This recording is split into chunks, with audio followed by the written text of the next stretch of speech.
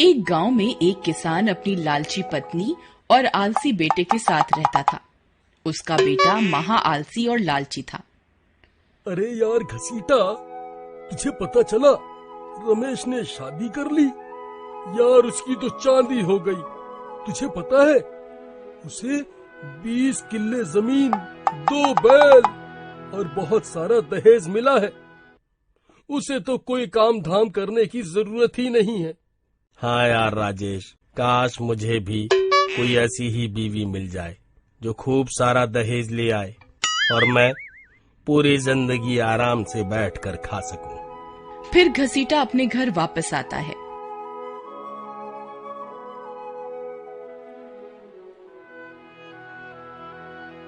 आओ मेरे लाल, मेरा राजा बेटा आ गया। आजा आजा, मैंने तेरे मनपसंद की सब्जी बनाई है। माँ, मुझे भी शादी करनी है।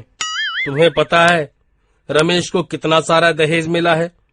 उसकी तो लॉटरी लग गई। मेरी भी ऐसे ही किसी लड़की से शादी करवा दो ना माँ। बेटा, मेरा भी यही सपना है कि मेरी बहू बक्सा भर के मेरे लिए सोने के जेवरात लाए।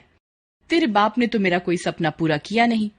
क्या पता मेरी होने वाली बहू ही मेरा सपना पूरा कर दे। फिर थोड़े ही दिनों में झूठ और फरेब का सहारा लेकर लालची औरत अपने बेटे की शादी करवा देती है। आओ आओ, तुम्हारा स्वागत है बहू रानी। आज से तुम इस घर की रानी हो, ठीक है? तुम्हें इस घर में कभी कोई तकलीफ नहीं होगी, ठीक है? बेटा, तुम भी इसका खूब ख्याल रखना। इसे कभी अपने मायके की याद ना सताए। हाँ माँ, मैं इसका बहुत ख्याल रखूंगा। अरे बेटी, तुम अपने साथ कोई संदूक नहीं लाई क्या? नहीं माँ जी, हमारे घर कल चोरी हो गई। बाबा ने मेरे लिए जो भी गहने बनवाए थे सब चोर ले गया। बस किसी तरह मेरे बाबा ने अपने दोस्तों से उधार लेकर मेरी शादी करवाई है। अरे मर गए रे, ये हमारे साथ कैसा धोखा हो गया। हमारे तो सारे सपने धरे के धरे ही रह गए। अरे बेटा, तू इसे वापस इसके घर छोड़ा। ये तो अपने घर से खाली हाथ ही आ गई। नहीं नहीं माँ जी, ऐसा मत करिए। मेरे बाबा ये सब सहन नहीं कर पाएंगे। आप मेरे बाबा को थोड़ा सा वक्त दे दीजिए, वह आपकी सारी इच्छाएं पूरी कर देंगे। फिर अगले दिन से वे लोग अपनी बहू को दहेज के लिए सताने लगते हैं। ए बहू रानी, चल काम पर लग जा। ये सारे बर्तन तुझे ही साफ करने हैं। जी माँ जी, मैं सारे बर्तन साफ कर दूंगी। ए बहू रानी, ठीक से सफाई कर। तेरे बाप ने इतने पैसे भी नहीं दिए कि मैं अपने घर में कोई नौकरानी ही रख सकूं। नहीं नहीं माँ जी, मैं सारी सफाई कर दूंगी। सीता की सास और बेटा मिलकर ऐसे ही उसे सताते रहते हैं और बेचारी सीता बिना कुछ कहे सारे दुख झेलती रहती। क्यों रे बहू रानी, अब तो कितने दिन हो गए। तेरे बाबा ने अब तो तेरे लिए खूब सारा दहेज इकट्ठा कर लिया होगा। बेटा घसीटा, तू आज ही इसे इसके घर छोड़ के आ जा। और सुन बहू रानी, बिना दहेज के वापस आने की कोई जरूरत नहीं है। फिर घसीटा अपनी पत्नी को उसके मायके छोड़ने के लिए चल देता है। थोड़ी दूर चलने पर वे थक जाते हैं और आराम करने के लिए एक पेड़ के नीचे बैठ जाते हैं। अजी सुनिए, मुझे बहुत प्यास लगी है, थोड़ा सा पानी ला दीजिए। तुम यहीं रुको, मैं कहीं से पानी ढूंढ के लाता हूँ। उसका पति पानी लेने जाता है और सीता पेड़ के नीचे अकेली बैठी होती है। तभी, अरे वाह, इतनी सुंदर स्त्री तो मैंने आज तक नहीं देखी। इसके बाल कितने सुंदर हैं। अरे अरे, ये क्या है? आज से मैं इसके अंदर ही रहूंगी। फिर वह चुड़ैल सीता के अंदर घुस जाती है। ये मुझे क्या हो रहा है? फिर कुछ देर बाद उसका पति पानी लेकर वहां आता है। ले सीता, जल्दी पानी पी ले, फिर तेरे बाप के घर जाना है खूब सारा धन लेने। अबे ओ मूर्ख, देख नहीं रहा मेरे पैर कितने गंदे हो गए हैं? चल ये पानी ले और मेरे पैर धो। घसीटा हैरान परेशान हो जाता है। तेरी इतनी हिम्मत, मुझे अपने पैर धोने के लिए बोल रही है? कल की मार भूल गई क्या? तभी सीता घसीटा के बाल पकड़ लेती है। क्यों बे घसीटे, तूने बहुत सेवा करवा ली, अब मेरी बारी है। चल चुपचाप मेरे पैर धो। अरे मर गए रे, इसमें इतनी शक्ति कहाँ से आ गई? रुको रुको, मैं भी तुम्हारे पैर धो देता हूँ। प्रियतम, अब आपके मायके चलें? मुझे कोई मेरे मायके वायके नहीं जाना। अब मैं बहुत थक गई हूँ, मुझे घर जाकर आराम करना है। पता नहीं इसे क्या हो गया। अब मैंने इसे कुछ कहा तो ये सब गांव वालों के सामने मेरी पिटाई कर देगी। भलाई इसी में है कि अभी घर चलता हूँ, माँ ही इसकी खबर लेगी। फिर वे दोनों वापस अपने घर की ओर चल देते हैं।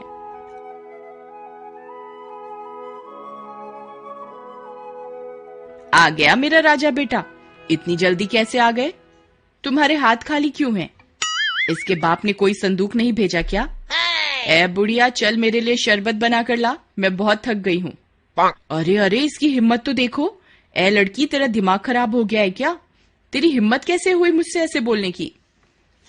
ए बुढ़िया, ज्यादा होशियारी दिखाने की जरूरत नहीं है। जितना बोला है उतना कर, नहीं तो छत से उल्टा टांग दूंगी। अरे मर गए रे मर गए। अरे बेटा, इसे क्या हो गया? ये गई तो गाय बनकर थी, वापस शेरनी बनकर कैसे आ गई? पता नहीं माँ, इसने मुझसे भी अपने पैर धुलवाए थे, मुझे तो कुछ समझ नहीं आ रहा। फिर अगले दिन सीता अपनी सास से घर का सारा काम करवाती है। अरे मर गए रे, ये कैसे हो गया? इतना काम तो मैंने अपनी पूरी जिंदगी में भी नहीं किया था जितना अब करना पड़ रहा है। हे सीता, तेरी इतनी हिम्मत मेरी माँ से घर का काम करवाएगी? अबे घसीटा, इधर आ, तुझे तो मैं बताती हूँ। अरे मर गए रे माँ, मुझे बचाओ। अरे मर गए रे माँ, मुझे बचाओ। फिर माँ और बेटा दोनों डर के मारे घर से भाग जाते हैं और भागते भागते जंगल पहुँच जाते हैं। अरे मर गए रे माँ, मुझे बचाओ। अरे मर गए रे माँ, मुझे बचाओ। वहाँ उन्हें एक तांत्रिक मिलता है।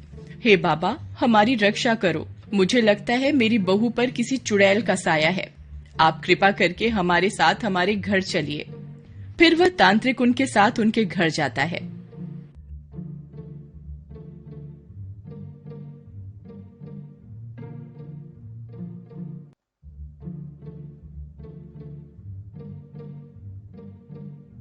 ए लड़की, कौन है तू? अभी बता, नहीं तो तुझे अभी के अभी भस्म कर दूंगा। ए तांत्रिक, मुझे लगता है तेरी मौत तुझे यहाँ खींच कर लाई है। वापस चला जा, नहीं तो अच्छा नहीं होगा। मुझे पता था तू ऐसे नहीं मानेगी, तुझे अभी मजा चखाता हूँ।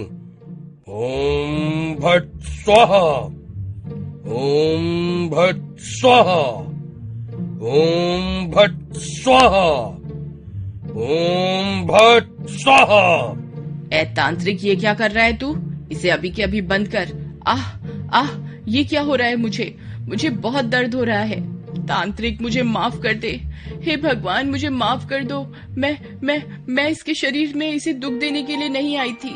मैं तो इसे इन पापियों से बचाने के लिए आई थी। इसकी सास और पति मिलकर इसे सताते थे, मैं तो उन्हें सबक सिखाने के लिए इसके अंदर रुकी हुई थी। तांत्रिक ये सब सुनकर तांत्रिक मंत्र का जाप करना बंद कर देता है। ये तुम क्या कह रही हो? क्या ये लोग तुम्हें सताते थे? जी बाबा, ये लोग मुझे दहेज के लिए सताते थे। तो ये बात है। ए लालची औरत, तू इसी के लायक है। मैं तुम जैसी पापियों की कोई मदद नहीं करूंगा, तुम इसी के लायक हो। ये चुड़ैल ही तुम्हें सही सबक सिखा सकती है। अगर मैंने इसे सीता के शरीर से निकाल दिया तो तुम फिर से इस भोली भाली लड़की को सताने लगोगी।